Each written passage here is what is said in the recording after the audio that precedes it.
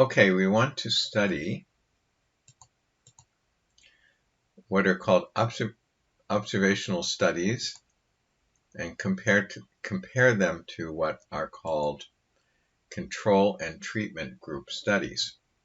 And we're going to do this based on a question: does smoking cause cancer? Now, we know, for example, that people who smoke tend to have a higher rate of cancer. We're talking about lung cancer here. But just because they are so-called correlated doesn't mean that there's what we call a causal relationship between them. It doesn't mean that smoking causes cancer.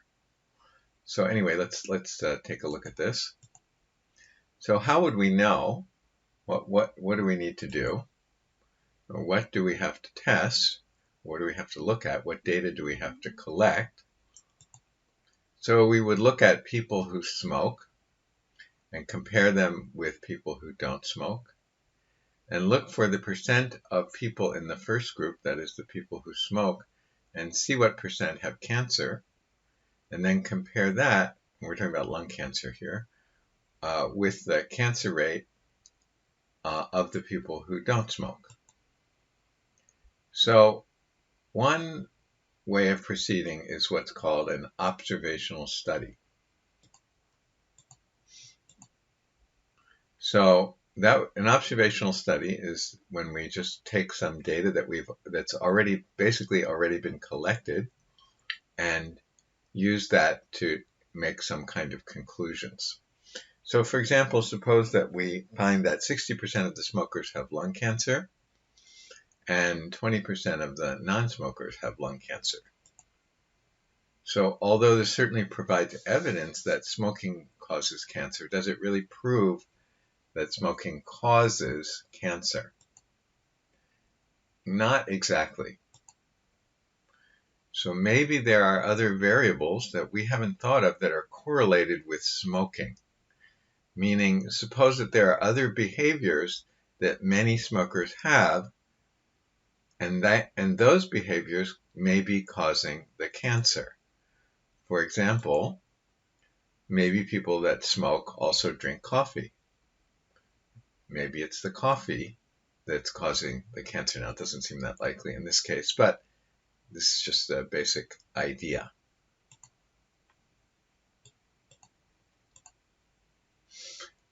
Okay, or maybe people that smoke also drink a lot. They drink alcohol a lot. And maybe that is causing the cancer. Again, not as likely as the smoking, but it might be true. Or maybe people are just lazy and they don't exercise. And maybe that is causing the cancer. Or maybe one of these or all of these together are causing the cancer, but not the smoking. But these might be all highly correlated with smoking. That is, people who smoke, maybe they're lazy, or they drink a lot of alcohol, or they drink a lot of coffee. Or even if these behaviors up here don't account for the total difference in lung cancer, maybe they add to the effect. And so we wouldn't know if we could say that smoking increases your chances of getting cancer. I didn't mean to write dying, but just getting cancer by 40%, right? We said 60% versus 20%, so we think maybe there's an increase of 40%, but maybe we can't say that because of these other behaviors that are also causing the cancer. So maybe the smoking only increases it by 10%.